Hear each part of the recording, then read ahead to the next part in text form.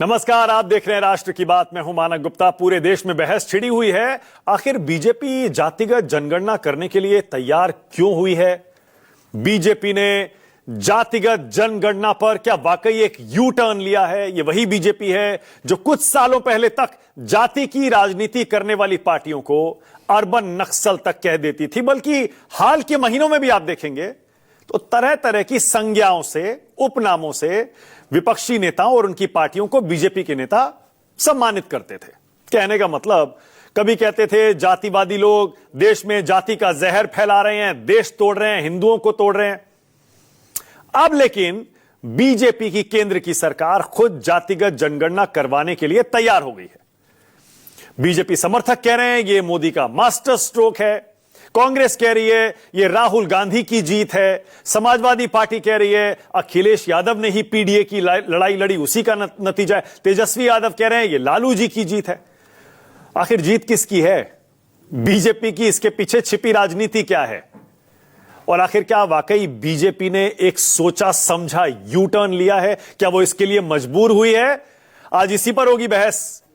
लेकिन सबसे पहले आपको जरा दो पोस्टर दिखाता हूं, उससे आपको अंदाजा लगेगा कैसे विपक्षी दलों में अब जातिगत जनगणना के फैसले का क्रेडिट लेने की होड़ मची है। पहला पोस्टर है राहुल गांधी का, लिखा है झुकती है दुनिया, झुकाने वाला चाहिए। यानी सीधे सीधे कांग्रेस पार्टी कह रही है राहुल गांधी ने नरेंद्र मोदी को झुका दिया। और दूसरा पोस्टर आरजेडी का है, जिसमें साफ साफ पूरा श्रेय लालू यादव, तेजस्वी यादव और आरजेडी के नेताओं को दिया जा रहा है। उधर समाजवादी पार्टी भी पीछे नहीं है। अखिलेश यादव ने तो बाकायदा आज प्रेस कॉन्फ्रेंस की है और कहा यह पीडीए की जीत है, हमने पीडीए का नारा सबसे पहले दिया था। अब आपको जरा कुछ जश्न की तस्वीरें भी दिखाता हूं। जब से कल से मोदी सरकार ने यह ऐलान किया कि देश में हम जातिगत जनगणना कराएंगे, बीजेपी के खेमे में खुशी नहीं है, जश्न का माहौल नहीं है, बल्कि बीजेपी के समर्थक तो अपनी पार्टी से सवाल पूछ रहे हैं कि आप कब से जाति की राजनीति करने लगे।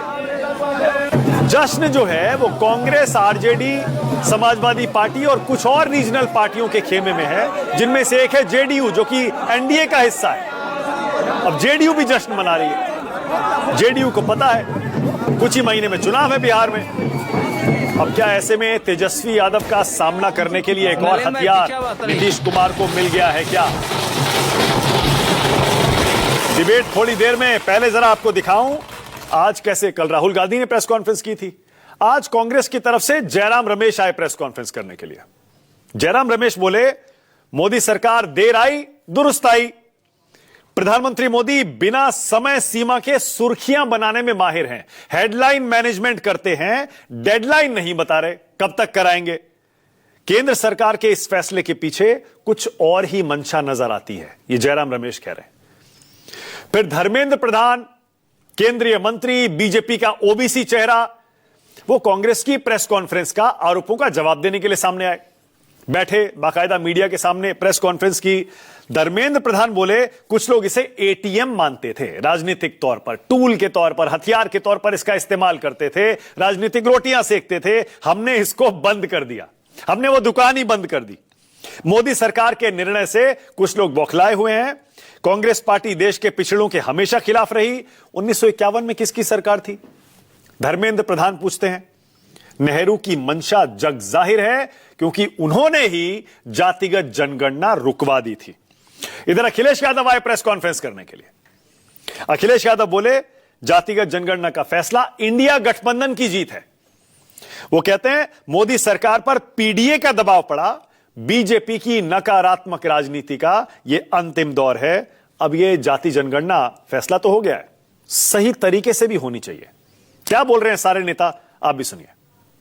डेडलाइन तो दे दिया, पर डेडलाइन कहां है? डेडलाइन के बिना हेडलाइन में तो प्रधानमंत्री बहुत माहिर हैं। उन्होंने कह दिया जाति शामिल होगा। और राहुल जी ने कल सवाल उठाया, आप एक रोड मैप देश के सामने रखिए।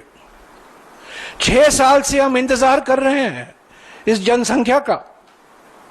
आप ही ने 24 दिसंबर 2019 को निर्णय लिया था, तब तो जाति का कोई जिक्र नहीं था। लगातार लालू जी संघर्ष करते रहे, सदन हो, सड़क हो, हमेशा से इस बात को उठाते रहे हैं। जब हमारी महागठबंधन की सरकार बनी तो यहाँ जाति आधारित गणना कराया, लेकिन विरोध इतने दिनों तक कौन कर रहा था लोग। ये लालू जी हम लोगों का विचारधारा की जीत है और शुरुआत से ही हम लोगों ने इसके लिए लड़ी है। सरकार ने फैसला लिया है, हमें खुशी है इस बात की कि सामाजिक न्याय के राज की स्थापना के लिए एक कदम तो बढ़े हैं सब लोग। जाति जनगणना का फैसला 90% पीडीए की एकजुटता की 100% जीत है। सामाजिक न्याय की लड़ाई में ये पीडीए की जीत का एक अति महत्वपूर्ण चरण है। कांग्रेस पार्टी सदैव देश की वंचित वर्ग, देश की आदिवासी, देश की दलित, देश की पिछड़ों के खिलाफ रही है। लंबे समय तक वो सत्ता में रहे, राज्यों में सत्ता में रहे। वो कहते हैं कि हमने कुछ राज्यों में सर्वेक्षण किया, जिनको भूलगत जानकारी नहीं है सेंसस क्या होता है, सर्वे क्या होता है। 2010 में उन्होंने निर्णय किया कि एक मंत्री समूह बनेगी और जातिगत जनगणना को 2011 की जनगणना में पाठ किया जाएगा। क्यों पीछे हट गए? अब जरा आपको जल्दी से कुछ आंकड़े दिखा देता हूं। आंकड़े क्या कहते हैं? देश में किस वर्ग की कितनी आबादी इस समय है, ये तो रिजर्वेशन है। इस समय किसको कितना रिजर्वेशन मिलता है। अब जरा आंकड़े देखिए कि देश में किस वर्ग की कितनी आबादी। पहले एससी एसटी के आंकड़े, क्योंकि ये हर जनगणना में एससी एसटी के आंकड़े जारी किए जाते हैं। तो ताजा आंकड़े कहते हैं कुल मिलाकर शेड्यूल कास्ट की आबादी 16.6% है, जबकि शेड्यूल ट्राइब्स की आबादी 8.6% है। उसमें भी बहुत सारी जातियां हैं। एससी में 1270 हैं, एसटी में 748 हैं, लेकिन परसेंटेज के लिहाज से एससी हैं करीब 16.5% और एसटी हैं करीब 8.6%। अब बाकी आंकड़े देखिए। कुल मिलाकर जो बाकी आंकड़े हैं वो ये कहते हैं, आपको पता है 1931 का हमारे पास आंकड़ा है जाति जनगणना का, जो आखिरी बार हुई थी 1931 का। उसके हिसाब से जो आंकड़े हैं थोड़ी देर में आपको दिखाता हूं। फिलहाल बिहार के आंकड़े आपको दिखा देता हूं। बिहार में हाल में जो जाति गणना हुई है उसमें क्या निकला। बिहार में नीतीश कुमार और तेजस्वी यादव की सरकार ने जो कास्ट सेंसस करवाया था उसमें पिछड़ा वर्ग की आबादी निकली 27% के आसपास, अति पिछड़ा वर्ग की आबादी निकली 36%, एससी की आबादी निकली 19.65% और एसटी की आबादी निकली 1.68% और सवर्ण निकले करीब 15.5% के आसपास। तेलंगाना के आंकड़े भी देखिए। तेलंगाना के आंकड़े कहते हैं ओबीसी तेलंगाना में, क्योंकि वहां कांग्रेस की सरकार है, कांग्रेस की तेलंगाना की रेवंत रेड्डी सरकार ने कास्ट सेंसस या कास्ट सर्वे कराया। ओबीसी की आबादी निकली 56.3, 56% से ज्यादा। एससी निकले करीब 17.5%, एसटी निकले करीब 10.5% और अदर्स निकले करीब 15.5%। यह तेलंगाना का। कर्नाटक का आंकड़ा, कर्नाटक में 2015 में जातिगत गणना कास्ट सर्वे तब की कांग्रेस की सरकार ने करवा लिया था, लेकिन उसके बाद वो रिपोर्ट जारी नहीं हुई। अब जाकर 2024 में उस रिपोर्ट को बाकायदा ठंडे बस्ते से निकाला गया, सबमिट कराया गया और आंकड़े भी जारी किए गए। कर्नाटक में ओबीसी आबादी 2015 के मुताबिक, सर्वे के मुताबिक निकली 69.69, एससी निकले 15%, एसटी निकले 3% और अदर्स 12% के आसपास। चलिए डिबेट शुरू करते हैं। राष्ट्र की बात में आज का सवाल आ रहा है आपकी स्क्रीन पर।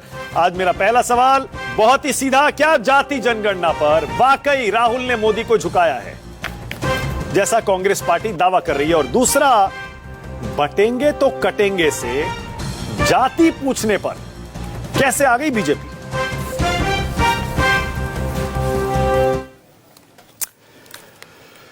आज राष्ट्र की बात में मेरे साथ डिबेट करने के लिए बीजेपी की तरफ से डॉक्टर अजय आलोक हैं, कांग्रेस की तरफ से विक्रांत भूरिया, समाजवादी पार्टी से राजकुमार भाटी आ गए, जेडीयू की तरफ से पार्टी के राष्ट्रीय प्रवक्ता और वरिष्ठ नेता राजीव रंजन हैं और यहां स्टूडियो में विजय त्रिवेदी हैं। आप सभी का स्वागत। अजय, आप ही से शुरू कर रहा हूं। अजय, सुन पा रहे हैं अजय मुझे? और देखिए मैंने पूछा सुन पा रहे हैं तो आप मुस्कुरा रहे हैं। अजय, कौन जात हो?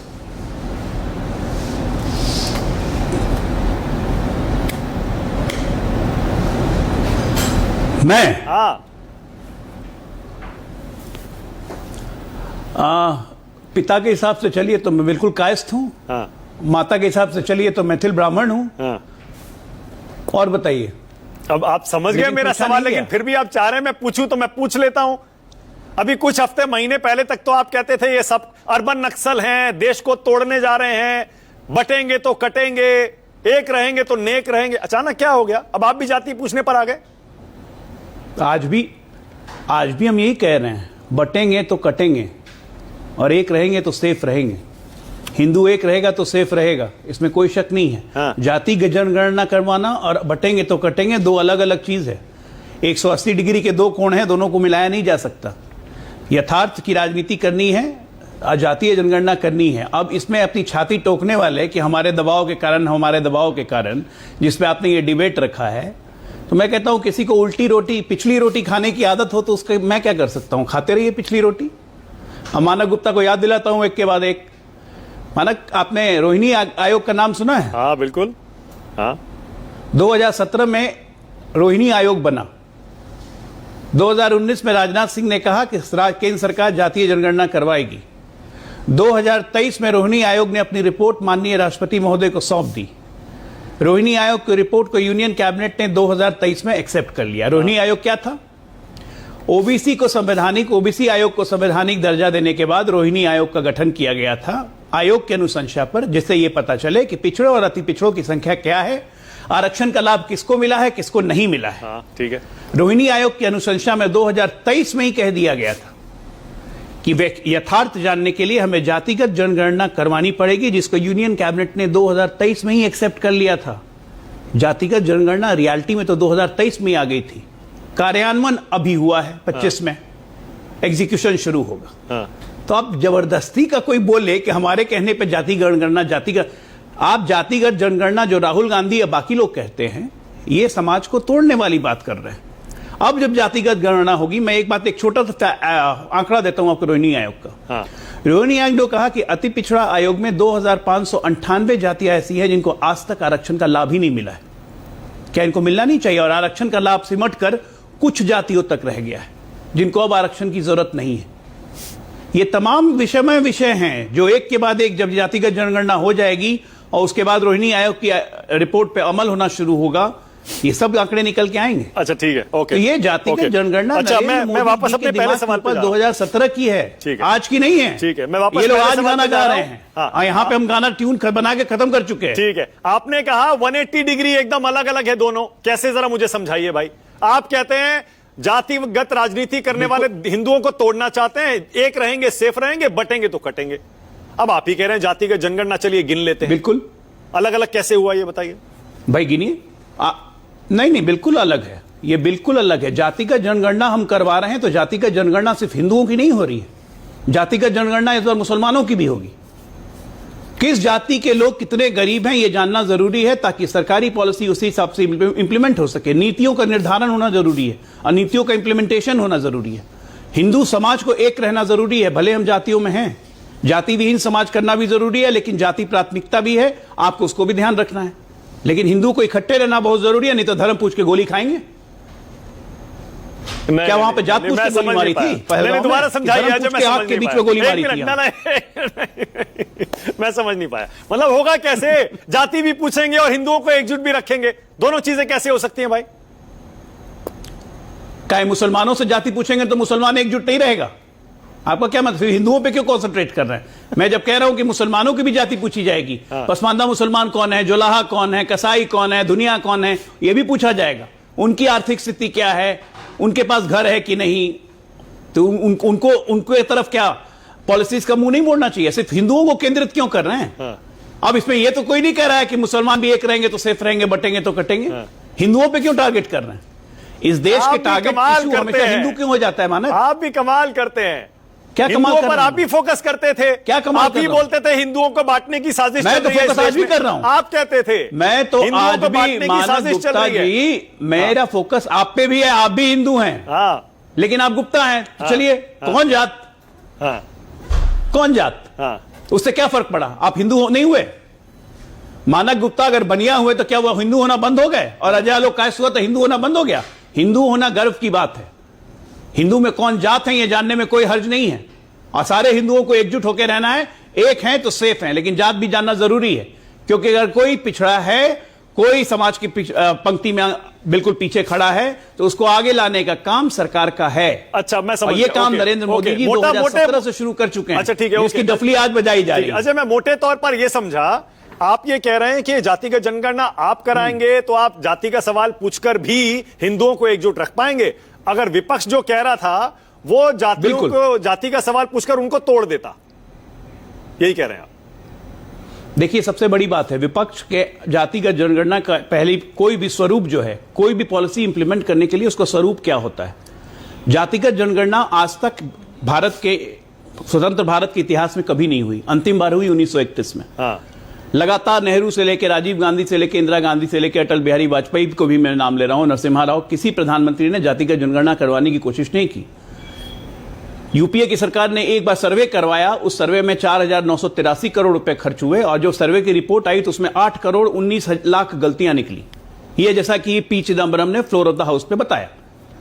आपका पर्पस क्या है जातिगत जनगणना करवाने का? और उस जातिगत सर्वे में भी मुसलमानों का सर्वे नहीं करवाया गया था, मुसलमानों को एक मान लिया गया था, तो उस सर्वे का मतलब ही फेल हो गया। जब आप जातिगत जनगणना करवा रहे हैं तो इस देश की हर जाति हो, हर धर्म में करवाइए ना। अच्छा ठीक है अजय, ऐसा तो है नहीं। ओके अजय, आज के डेट में पठान जो से शादी कर ले रहा है, बड़ा इंटरेस्टिंग है। तो आपने भी हमारा नोट किया पर्पस होगा। बहुत क्लियर था। नरेंद्र मोदी जी ने इसी मिशन के तहत 2017 में ओबीसी को संवैधानिक आयोग का दर्जा देने के बाद इसी के तहत रोहिणी आयोग का गठन किया था। ठीक है अजय, और रोहिणी आयोग में जब विसंगतियां क्लियर हो गई और क्रिस्टल क्लियर उनके सजेशंस को मान लिया यूनियन कैबिनेट ने कि जातिगत जनगणना हम करवाएंगे, ठीक है। तो 2023 में निर्णय अच्छा हो अजय, चुका। मैं ये कह रहा हूं और इंप्लीमेंट अब हो रहा है, एग्जीक्यूशन शुरू होगा। आप तो उस कुर्सी पे बैठे हैं, आप तो खुद महसूस कर पा रहे होंगे कि कैसे आपको अपने दिमाग में सब कुछ दोबारा से सेट करना पड़ा होगा ना, क्योंकि पहले पहले विपक्ष ये तर्क देता था कि 1931 में आखिरी बार जनगणना हुई थी, तब के आंकड़ों के आधार पर आज रिजर्वेशन कैसे दिया जा सकता है। आज आपको वो बोलना पड़ रहा है, वो सारे तर्क विपक्ष वाले आप दे रहे हैं अजय, सब रिवायर करना पड़ रहा होगा। नहीं, मैं वो तर्क नहीं दे रहा हूं। हाँ मैं वो तर्क नहीं दे रहा हूं मानव, आप मेरी बात नहीं समझ रहे। मैं वो तर्क नहीं दे रहा हूं बिल्कुल। मेरा बड़ा स्पष्ट मानना है कि आज की तारीख में जातिगत जनगणना इसलिए जरूरी है क्योंकि इस आरक्षण का लाभ अब वैसे लोगों को भी मिल रहा है जिनको इसकी आवश्यकता नहीं है, और जिनको मिलना चाहिए उनको मिल ही नहीं पा रहा है। हमको तो फोकस करना पड़ेगा ना, फोकस टारगेट एरिया करना पड़ेगा ना, कि हमको कहां कहां लाभ पहुंचाना है। सरकार की पॉलिसी का कैसी बने कि उन लोगों को लाभ पहुंचे जिनको कुछ नहीं मिल रहा है। अच्छा अजय, आप तो प्रधानमंत्री मोदी ने अभी तक 6 करोड़ घर बना के दे दिए। आप सोचिए जरा, एक मिनट, एक खत्म कर दो, 10 सेकंड। प्रधानमंत्री मोदी जी ने प्रधानमंत्री आवास योजना के तहत 6 करोड़ घर बना के दिए। उसके बावजूद भी अभी हमें लगता है कि 8-10 करोड़ घर और देने की आवश्यकता है।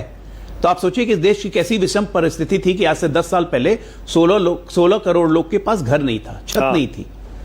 उसी तरह से तमाम पॉलिसीज हैं, आज भी पॉलिसी। मतलब आप ये कह रहे हैं अजय, वन सेकंड, उसका फायदा वही लोग उठाते हैं जो अवेयर होते हैं। आप ये कह रहे हैं कि अब आगे जो घर दिए जाएंगे वो जातियों के आधार पर दिए जाएंगे?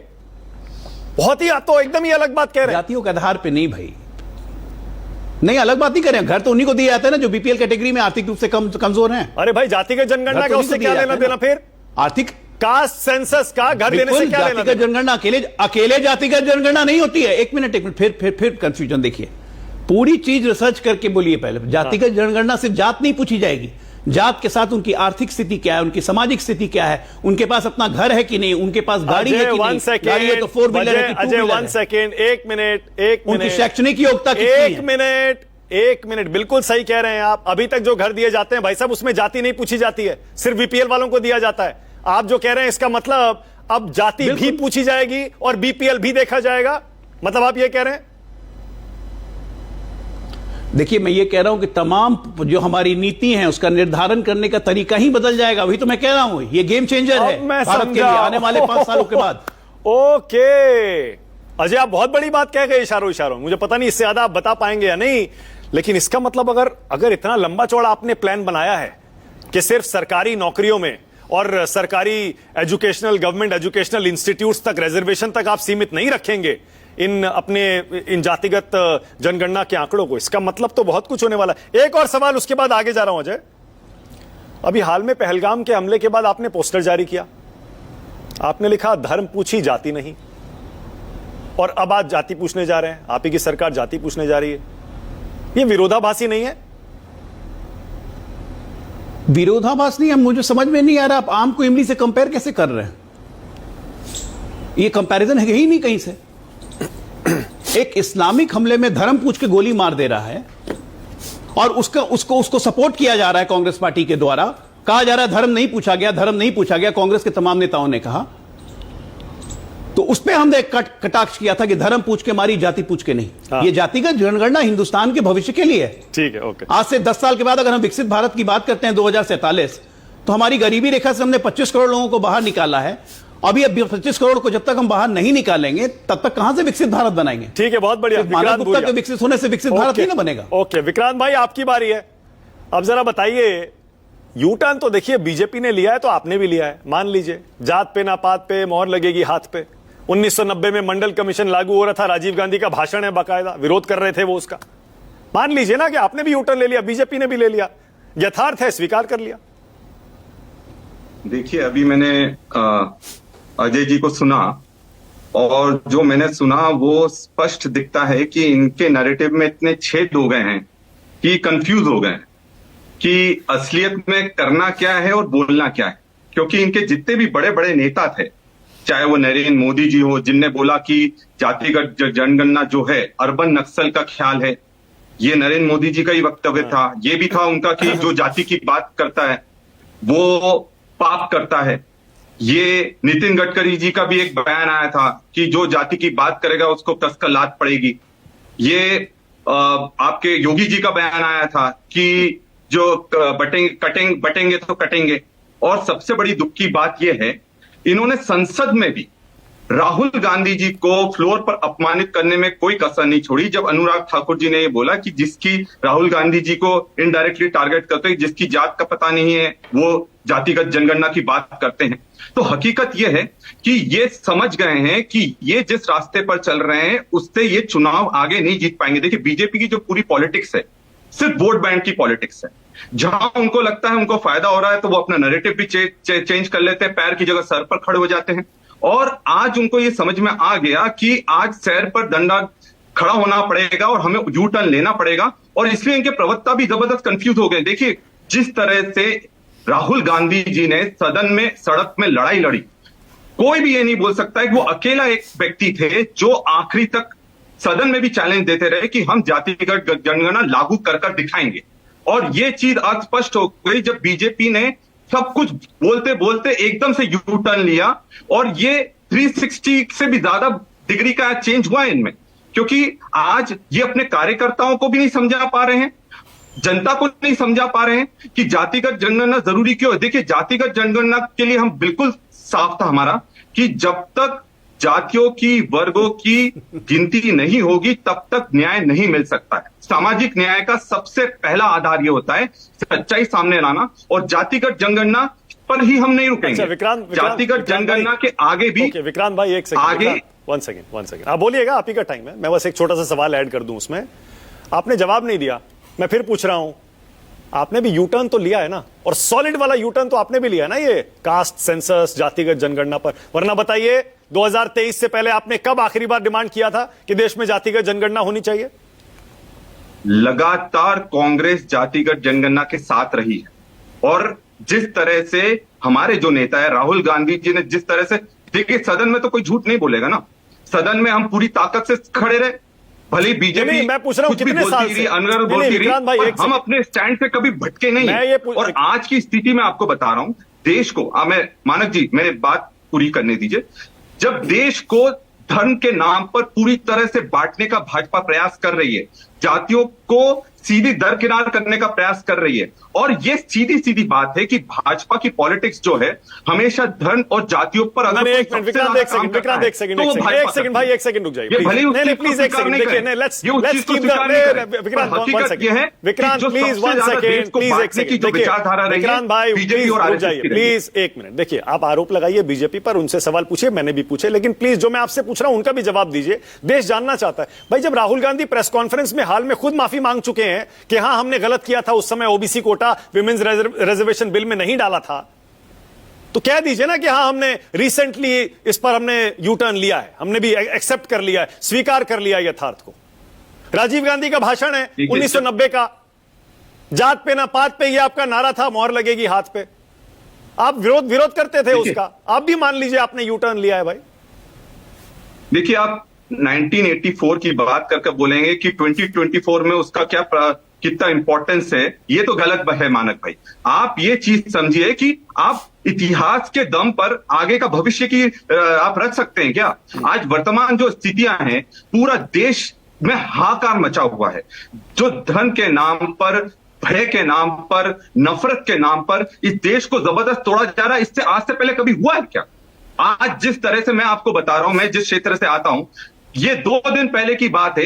एक दलित को इसलिए मुरैना में मार डाला गया क्योंकि उससे डीजे बढ़ जाया।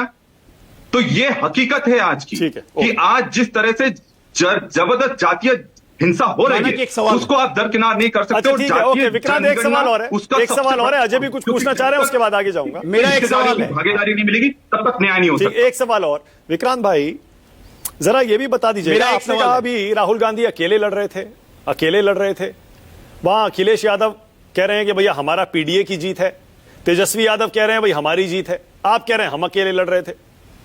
मतलब 3 अकेले लड़ रहे थे। हर व्यक्ति अपने अपने स्तर पर यह लड़ाई लड़ रहा था, चाहे वो इंडियन अलायंस का व्यक्ति हो, पर जो पूरी सबसे ताकत से, जो हमारे लीडर ऑपोजिशन राहुल गांधी जी ने जिस ताकत से ये लड़ाई लड़ी है, सब उनके साथ खड़े थे। ठीक है, और अजय कुछ पूछना चाह रहे हैं, अजय पूछिए जल्दी से। सब एक साथ आए और आज उसका नतीजा है कि आज बीजेपी को यू टर्न लेते हुए उस चीज को स्वीकार करना पड़ा। ठीक है, अजय आलोक आपसे एक सवाल पूछ रहे हैं। विक्रांत भाई एक सेकंड, हाँ बोलिए अजय। विक्रांत भाई, मेरा एक सवाल आपसे है कि सदन में अनुराग ठाकुर ने कहा जिनको अपनी जात का नहीं पता वो जातिगत जनगणना की बात करते हैं, तो आज भी वो सवाल मौजूद है, राहुल गांधी की क्या जात है? राहुल गांधी हिंदू ही नहीं है तो जात कैसे? तो ये आपकी मानसिकता है, बता दीजिए। जातिगत जनगणना लाना आप ही बता दीजिए ना। जातिगत जनगणना पारसी पिता और ईसाई माता के पुत्र हिंदू कहां से हो गए? तो फिर जात कैसे आएगी? उसके ढूंढना पड़ेगा ना, क्रिश्चियन में भी जात खोजना पड़ेगा। तब तक अरे सवाल मौजूद है विक्रांत के लोग हैं, आप जैसे मनुवादी सोच के विक्रांत भाई, सवाल मौजूद है मेरा, मुझे गलत साबित कर दीजिए, मैं मान जाऊंगा, मैं माफी मांग लूंगा। कभी भी हकीकत को स्वीकार नहीं करेंगे। आप मुझे गलत साबित कर दीजिए, मैं माफी मांग लेता हूं। यही देश को डुबा रहे हैं। मुझे गलत साबित कर दीजिए, मैं माफी मांग लेता हूं। देश को ना हिंदू से खतरा है ना मुझे गलत साबित कर दीजिए, मैं माफी मांग लेता हूं ना। अरे भाई, राहुल गांधी के पिताजी पारसी, माता ईसाई, राहुल हिंदू कहां से?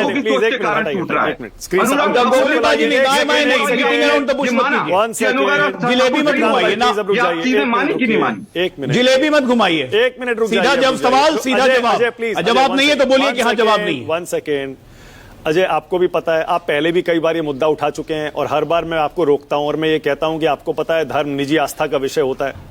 राहुल गांधी हिंदू धर्म फॉलो करते हैं, खुद अपनी जाति वो कई बार बता चुके हैं, दत्तात्रेय ब्राह्मण खुद बता चुके हैं। कौन सी जाति? इस पर डिबेट खत्म हो जाए। कौन सी जाति बताया? नहीं, आपकी पार्टी ऑफिशियली भी ये सवाल नहीं पूछती। नहीं, कौन सी जाति बताया? एक मिनट, ये पहले कहते हैं कि राहुल गांधी को अपमानित करते हैं। सच बोलना अपमानित होना होता है क्या?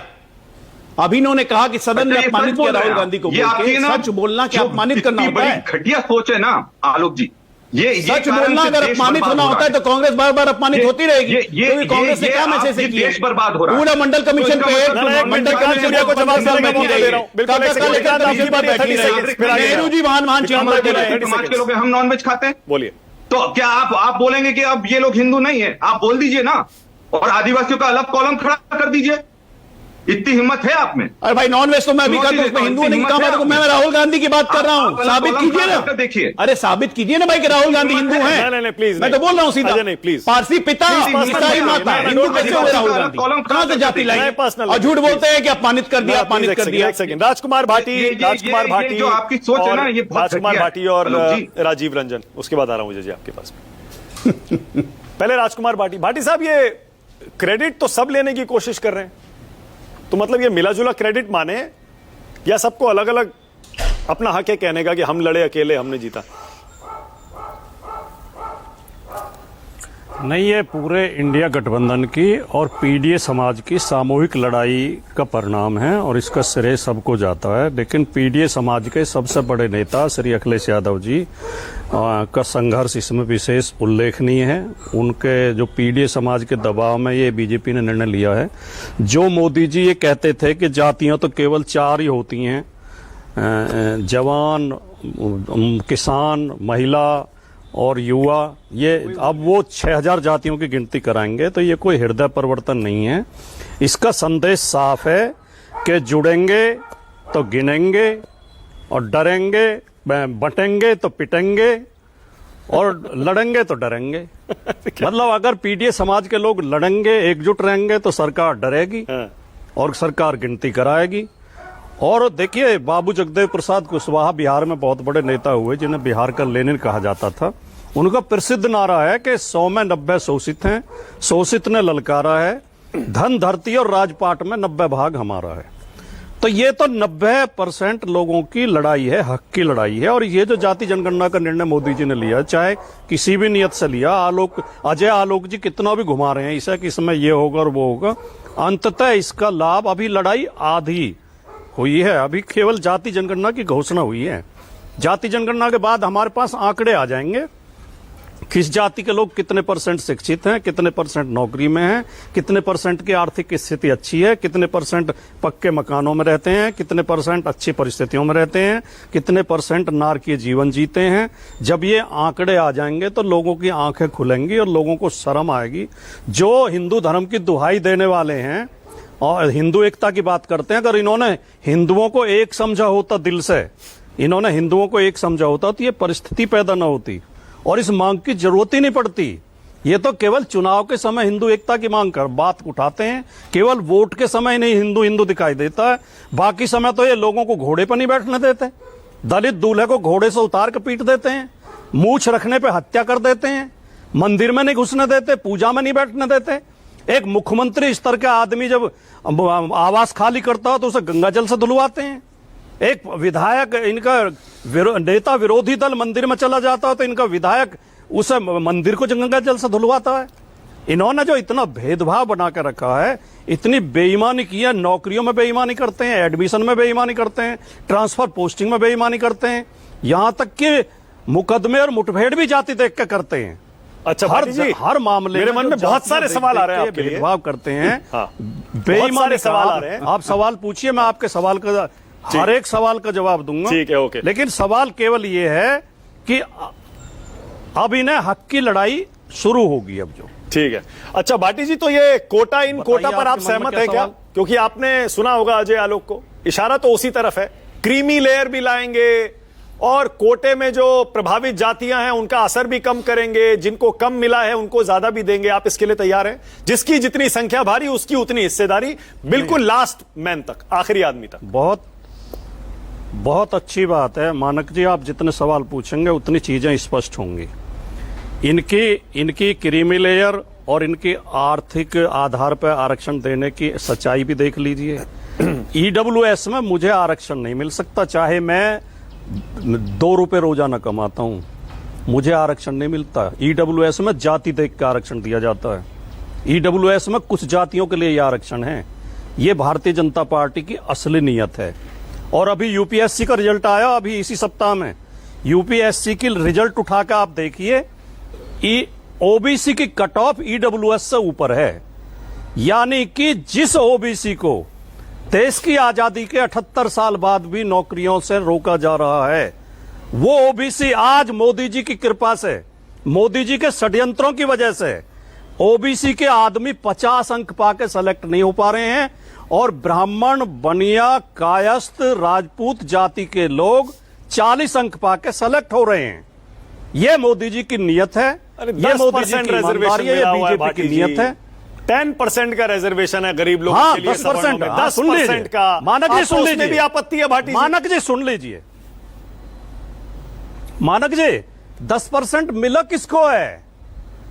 जो सामान्य जाति। पहली बात तो आपने 2-3 बार सवर्ण शब्द यूज किया, सवर्ण शब्द गैर संवैधानिक है, कोई सवर्ण और अवर्ण नहीं होता। ठीक है। अनुसूचित जाति, अनुसूचित जनजाति, ओबीसी और सामान्य वर्ग, ये 4 कैटेगरी हैं केवल संविधान के अनुसार। ठीक है। तो जो सामान्य जाति है उसकी टोटल आबादी 10% है। हाँ। और उस 10% में आप गरीब को 10% ही आरक्षण दे रहे हैं। अच्छा, ठीक है। ओबीसी की आबादी लगभग 70% है। ठीक है। 70% को आप 27% आरक्षण पॉइंट टेकन। भाटी साहब पॉइंट टेकन। भाटी साहब पॉइंट टेकन। उसमें भी आप बैरिकेड लगा रहे हैं। मैं समझ गया आप क्या कहना चाह रहे हैं, लेकिन आपने मेरे सवाल का जवाब नहीं दिया भाटी जी। ओबीसी में क्रीमी लेयर और कोटा इन कोटा, आप इसके लिए तैयार हैं या नहीं है? नहीं, भारतीय जनता पार्टी की नीयत ये षड्यंत्र करने की है। इसमें ओबीसी और एससी को ये आपस में लड़ाने की कोशिश करेंगे। कुछ को इस कैटेगरी में डाल देंगे, कुछ को उस कैटेगरी में डाल देंगे। लेकिन अब समाज जागरूक हो चुका है। ठीक है, राजीव रंजन। लोग जागरूक हो गए राजीव हैं, रंजन खड़े हो गए हैं। पीडीए के नेतृत्व में, इंडिया गठबंधन के नेतृत्व में अब इनके षड्यंत्र चलेंगे नहीं, अपना हक लेकर रहेंगे। ठीक है, ओके। राजीव जी, मैं चाह रहा हूं, राजीव जी थोड़ा बताइएगा, क्या आप मुझसे सहमत है राजीव जी, जब मैंने कहा कि बीजेपी और कांग्रेस दोनों ही ने शायद यू टर्न लिया है कुछ हद तक जातिगत जनगणना पर? आप क्या कहेंगे राजीव जी इस पर? देखिए, जहां तक भारतीय जनता पार्टी का सवाल है, तो हम सबसे पहले बिहार का जो हमारा अनुभव है उसको आपसे साझा करेंगे, इसलिए कि 2020, 2021, 2022 ये 3 ऐसे वर्ष हैं जिसमें राज्य सरकार ने निर्णय लिया। एनडीए की सरकार थी, नीतीश कुमार जी मुख्यमंत्री थे। विधानमंडल के प्रस्ताव पारित हुए, एनडीए की सरकार थी। प्रधानमंत्री जी से शिष्टमंडल सभी दलों का मिला, एनडीए की सरकार थी। कांग्रेस और आरजेडी ने विरोध नहीं किया, उनका योगदान बस इतना है।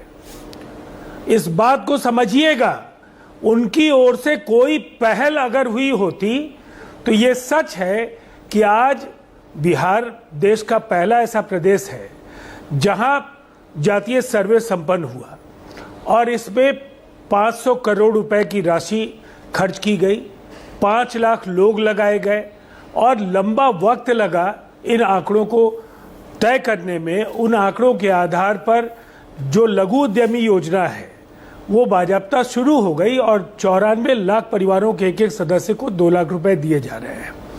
इसके साथ ही हम लोगों के जो आरक्षण के दायरे को बढ़ाने का जो फैसला था, ऑनरेबल हाईकोर्ट ने उसको रद्द किया। अपील में हम लोग सुप्रीम कोर्ट में गए हैं। कई बार ये लोग शेड्यूल 9 की बात करते हैं, लेकिन ये समझना होगा कि शेड्यूल 9 जब कोई कानून या अधिनियम बन जाए तभी उसे शामिल किया जा सकता है। और अक्सर शेड्यूल 9 के नाम पर जुबानी जुगाली करने का काम लगातार ये होता रहा है, जबकि ये संविधान विशेषज्ञों से जब आप बात करेंगे तो इस पर ज़्यादा विस्तार से चर्चा कर पाएंगे। तो जब ऑनरेबल सुप्रीम कोर्ट से हमारी अपेक्षाएं हैं कि जब ये फैसला हो जाएगा तो निसंदेह शेड्यूल 9 में, फिर हम लोगों ने तो पहले ही राज्य सरकार की ओर से शेड्यूल 9 के लिए कहा है। अब दूसरी बात है, कांग्रेस अगर 58 वर्षों के शासन में उनके पास जिस तरह के जनादेश थे, उसमें इस फैसले को लेने के लिए किसी जद्दोजहद की जरूरत नहीं थी। और आरंभिक दशकों में तो एक ऐसा प्रचंड जनादेश मिलता रहा है कि उस दौर में कांग्रेस जो भी तय करती पूरा देश उसको मानता है, इसलिए कि ये पूरी तरह से एक न्यायपूर्ण समाधान है सदियों की गैर बराबरी को मिटाने की दिशा में। अगर कांग्रेस ईमानदार होती तो ये काम किया गया होता। और ऑन रिकॉर्ड मैं कह रहा हूं, मुंबई की बैठक, ये लोग बोलते हैं इंडिया की जीत, पीडीए की जीत, इंडिया की बैठक में राहुल गांधी जी ने ममता बनर्जी जी के साथ मिलकर जब नीतीश कुमार जी ने कहा कि जातीय जनगणना को आप अपने मुद्दों की सूची में पहले स्थान पर रखिए, राहुल जी बिदक गए और उन्होंने ममता जी का साथ लिया और उसके बाद एक टकराव की स्थिति वहां बनी। आप बड़ी बात कह रहे हैं राजीव जी। ये जो आज आप बड़ा खुलासा कर रहे हैं राजीव जी। जी, आप बहुत बड़ा खुलासा कर रहे हैं। ये मैंने पहले भी कहा। हाँ। लेकिन आज मैंने इसलिए कहा कि कांग्रेस के एक जिम्मेदार प्रवक्ता भी हैं और मुझे लगता है कांग्रेस को जो लोग रिप्रेजेंट कर रहे थे उनसे ये इसकी जानकारी भी ले लेंगे। ये ऑन रिकॉर्ड है और मिनट्स में है, पहली बात। और अब इसके बाद मैं एक बात आपको कहना चाहूंगा, राष्ट्रीय जनता दल हाय तौबा मचाए जा रहे हैं, हम लोगों की मांग। जातीय सर्वे राज्य करा सकते थे तो 90 से 2005 में फिर आरजेडी ने क्यों नहीं करा लिया, क्यों नहीं कराया? इतना बड़ा जनादेश, एक अपराजय जनादेश लालू प्रसाद यादव को और राबड़ी जी के कार्यकाल में मिलता बहुत रहा। बढ़िया। उस दौर में क्यों नहीं बहुत करा लिया? और लालू राजीव जी बहुत 2011 में बढ़िया किंग सवाल मेकर है। थे। बहुत बढ़िया सवाल। लालू जी केंद्र में मंत्री थे। हाँ। जिस समय एसीसीसी के जरिए ये जातीय आंकड़े संग्रहित किए जा रहे थे, जो पूरी तरह से जातीय जनगणना के कॉन्सेप्ट के विपरीत, उस अवधारणा के विपरीत था, फिर भी उन आंकड़ों को साझा नहीं करने के पीछे कांग्रेस का अंतर्द्वंद था। चिदम्बरम जैसे नेता मुखर विरोध कर रहे थे और राजीव गांधी के भाषण को कैसे कांग्रेस नकार देगी? 1990 का भाषण उनके संसदीय जीवन का सबसे लंबा भाषण, और वो मंडल कमीशन की सिफारिशों के खिलाफ था। कांग्रेस इस पाप से ठीक है, कैसे बच राजीव जी सकती बहुत है? बढ़िया। मुझे ये राजीव जी बता एक सेकंड दीजिए। रुकिएगा प्लीज। और बहुत इंटरेस्टिंग मोड़ पे हूं मैं। बस मैं केवल 30 सेकंड में दीजिए, खत्म दीजिए। कर रहा हूं, मैं 30 सेकंड में खत्म कर रहा हूं। सबसे पहली बात है कि केंद्रीय गृह मंत्री अमित शाह जी ने पिछले वर्ष एक प्रतिष्ठित दैनिक को कहा था कि जातीय जनगणना कराने के लिए वो प्रतिबद्ध है, और अभी एक प्रतिष्ठित चैनल के शो में 1 महीने पहले उन्होंने कहा कि हमारी तैयारियां चल रही हैं और जब सब कुछ तय हो जाएगा तो हम इसका ऐलान करेंगे। तो फिर अब भारतीय जनता पार्टी के साथ हमारा बिहार का अनुभव और देश में जो उनके फैसले लिए जाने के पहले केंद्रीय गृह मंत्री अमित शाह जी के जो दोनों बयान हैं, उनको देखकर हम कह सकते हैं कि विपक्ष को माफी मांगनी चाहिए कोहराम मचाने के बजाय। ठीक है, ओके राजीव जी अपनी गलतियों के लिए माफी मांगनी आपने बहुत बढ़िया सवाल किया। आरजेडी के प्रवक्ता नहीं है मेरे साथ, लेकिन मेरे साथ राजकुमार भाटी तो हैं। कांग्रेस का हमको पता ही है, 2011 में उन्होंने कराया, आंकड़े जारी नहीं किए। 2015 में कर्नाटक में कराया, जारी नहीं किए, लेकिन अब तेलंगाना में आंकड़े जारी कर दिए। भाटी साहब, आपकी सरकार थी यूपी में, आपने क्यों नहीं करवाया जातिगत जनगणना, कास्ट सर्वे करवा लेते?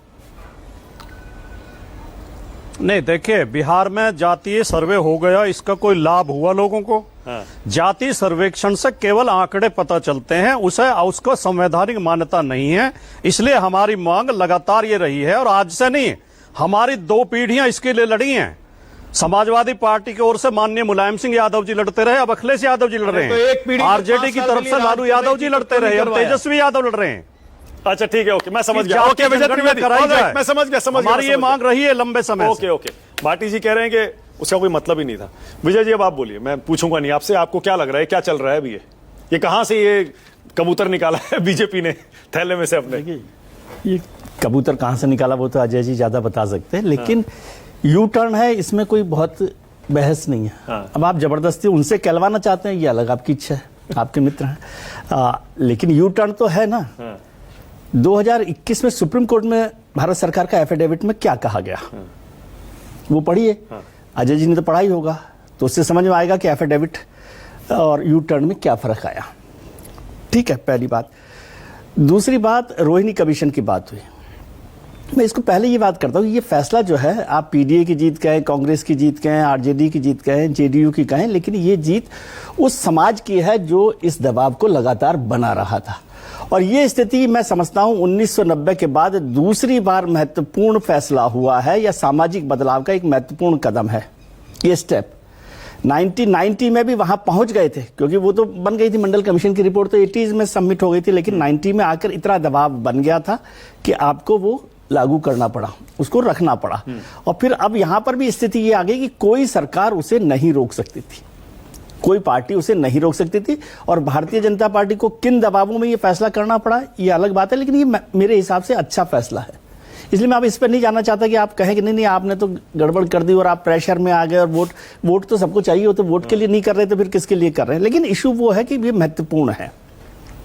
रोहिणी कमीशन, यदि फैक्ट्स पर जाएंगे तो फिर बहुत सारी बातें होंगी। अजय ने बड़ी इंटरेस्टिंग बात कही आपने, जो मैंने भी नोट किया, आपने भी नोट की होगी। वो कह रहे हैं कि अब जब घर बनेंगे, हाँ वो ठीक है, उसमें भी हम ये लागू करेंगे। मतलब इसका कि सिर्फ नौकरियों में और एडमिशन में नहीं रहेगा ये, वो तो अभी ऐसा लग रहा है ये तो बहुत सारी बड़ा ही गेम होने जा रहा है। गेम हो रहा है। और अभी तो वो सब कास्ट पर भी जा रहे हैं। हाँ। भारतीय जनता पार्टी इसमें जब बात करेगी तो वो सब कास्ट पर भी जाएगी, और फिर वो एक नई डिबेट शुरू होगी, वो अलग इशू है।